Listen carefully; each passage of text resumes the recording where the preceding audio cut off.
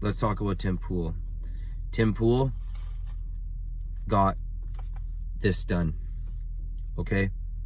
So he fully believed the whole story about what was going on at the time in 2020 with the flu. Tim started following the full sentiment that was laid out to him by his local health experts. So Tim now, when it's fully over, the whole when it's fully done, now Tim is open to ideas. Tim played it safe, dangerous. That's what I'm saying. When this thing in the Middle East happened, clearly he thinks there are good guys and bad guys. He thinks there's an oppressed and an oppressor.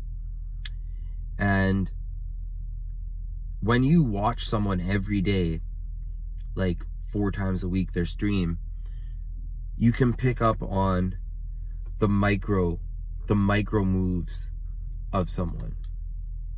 So Jordan Peterson, he came out and said, like, give him hell. He's pure neocon.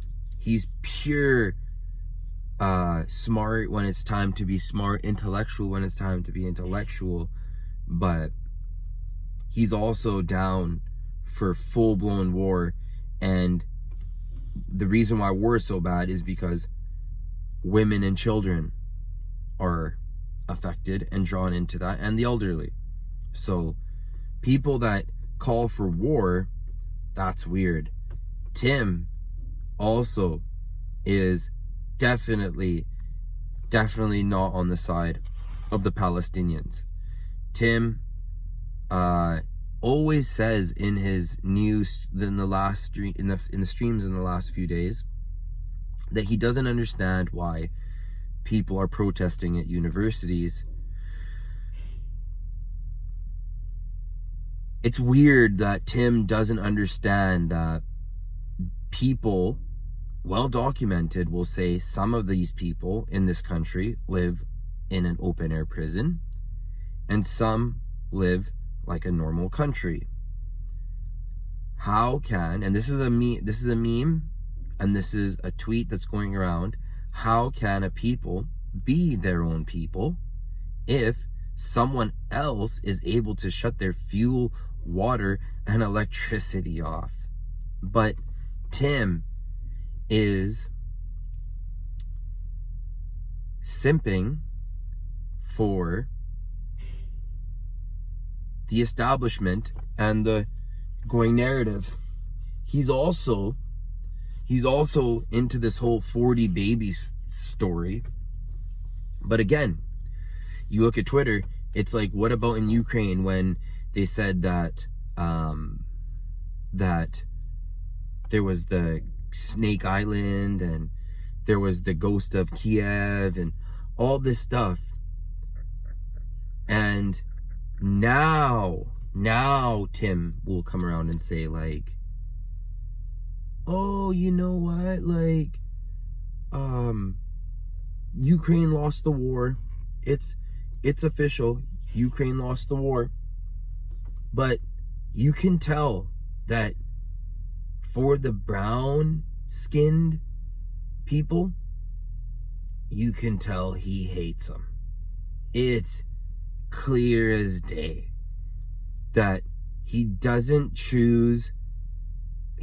go full, oh, he's that with that country.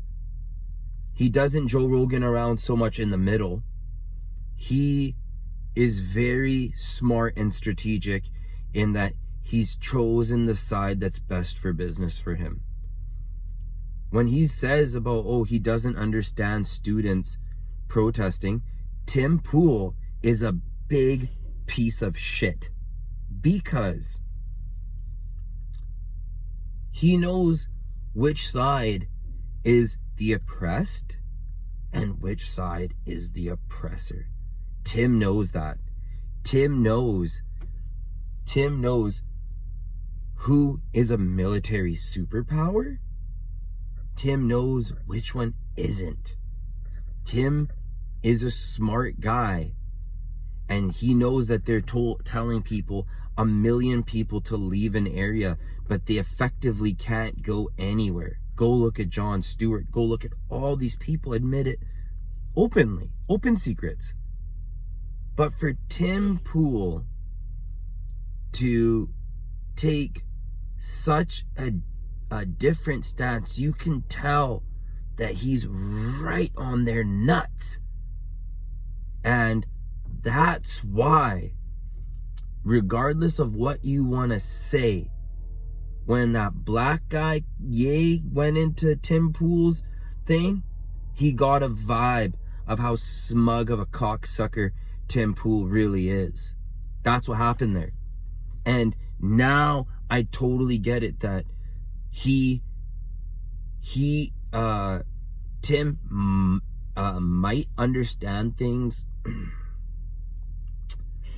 on a level, but when it comes to at work and on the air, Tim's an establishment little hack. Also, keep this in mind, that to be the #1 streamed news podcast, that shit doesn't come lightly.